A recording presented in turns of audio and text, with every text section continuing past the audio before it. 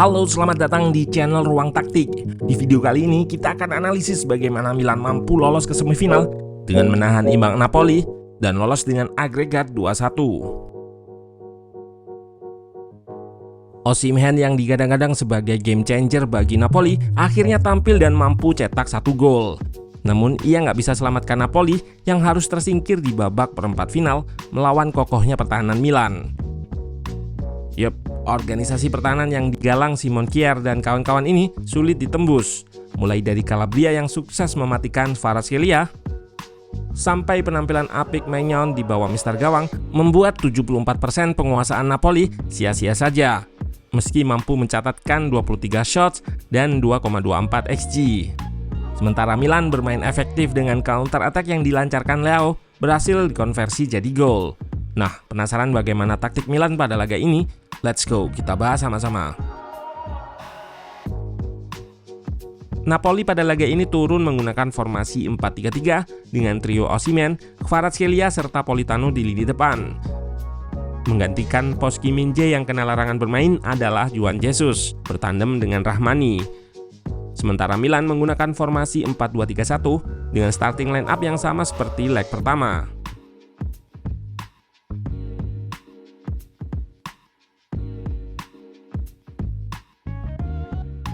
Pasca laga, pelatih Napoli Luciano Spalletti mengungkapkan keunggulan di dua leg melawan Napoli adalah Milan bermain lebih maksimal, yang menandakan tim asuhan Pioli ini merupakan tim yang matang, yang tahu kapan harus menekan untuk menyerang dan kapan harus bertahan.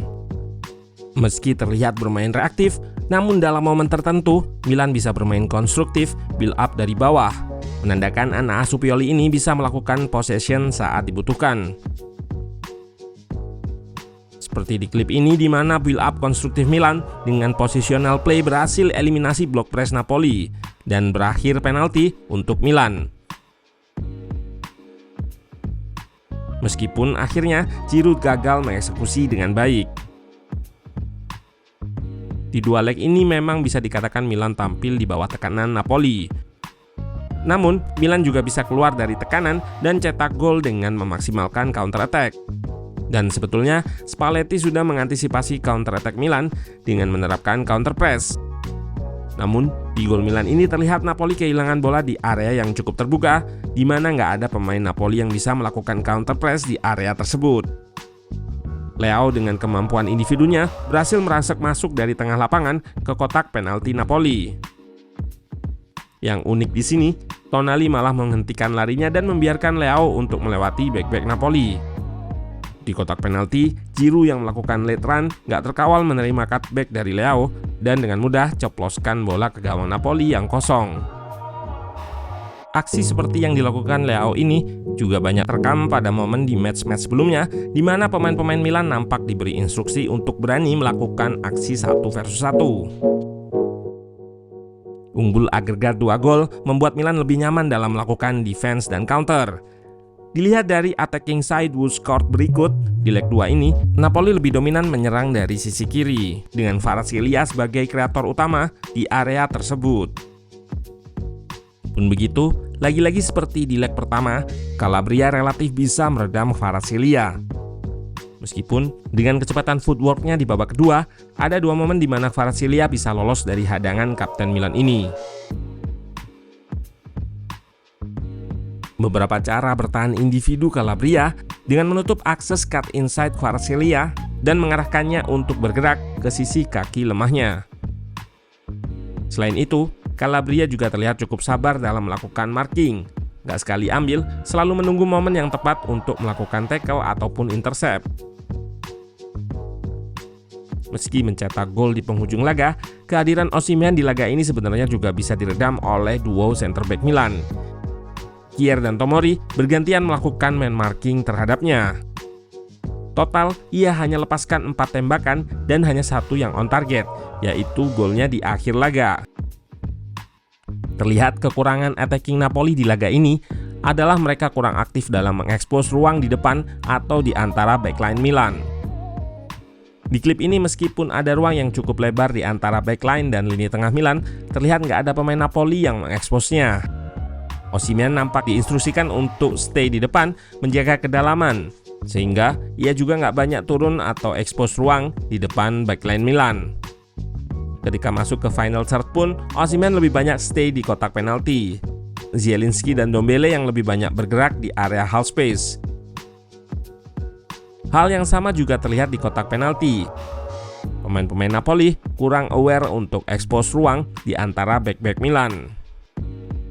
Selain menjaga kedalaman, Osimhen yang stay di depan lebih difungsikan untuk melakukan run in behind ke belakang lini dan sebagai target long ball. Pun begitu, skema ini bisa terbaca oleh dua center back Milan yang cukup disiplin dalam marking striker asal Nigeria tersebut. Di babak kedua, Napoli mendapatkan penalti dikarenakan handball Tomori. Terlihat di momen ini, Osimhen yang sedikit turun melakukan covering bola dan Di Lorenzo yang lebih aware bergerak mengekspos ruang di kotak penalti Milan. Sayangnya, peluang emas ini gagal dieksekusi dengan baik oleh Kvaratskhelia karena sepakannya berhasil dibaca oleh Mike Maignan. Skema attacking lainnya dari Napoli adalah dengan melepaskan crossing dari kedua sisi sayap. Total, sepanjang laga, Anasus Spalletti ini lepaskan 46 crossing. Skema ini juga relatif bisa diantisipasi oleh pertahanan Milan yang menempatkan banyak pemain di kotak penalti. Selain itu, akurasi crossingnya juga seringkali nggak akurat, yang gagal menemui Osimhen sebagai target crossing.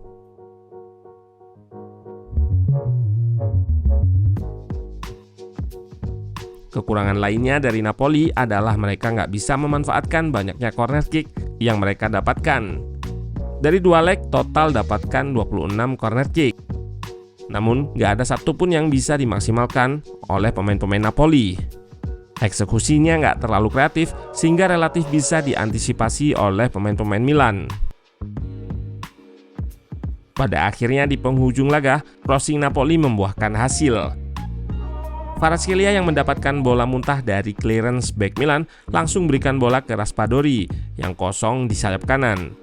Diteruskan menjadi crossing kepada Osimhen yang kali ini lepas dari marking center back Milan, lantaran crossingnya diarahkan sedikit mundur dari backline.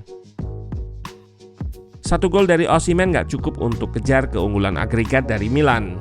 Dari 2 leg yang sudah berjalan, patut diacungi jempol bagi Milan yang mampu menjaga pertahanannya dari gempuran serangan Napoli. Karena meskipun hanya bermain bertahan, nyatanya nggak mudah untuk selalu menjaga fokus sepanjang laga. Selain pemain di backline Milan, kredit juga diberikan kepada double pivot Krunic dan Tonali yang sangat disiplin melakukan covering, menutup ruang yang terbuka di area pertahanan. Tentunya menarik dilihat calon lawan Milan di babak semifinal nanti. Dan apakah Rossoneri mampu melaju ke final? Patut kita tunggu.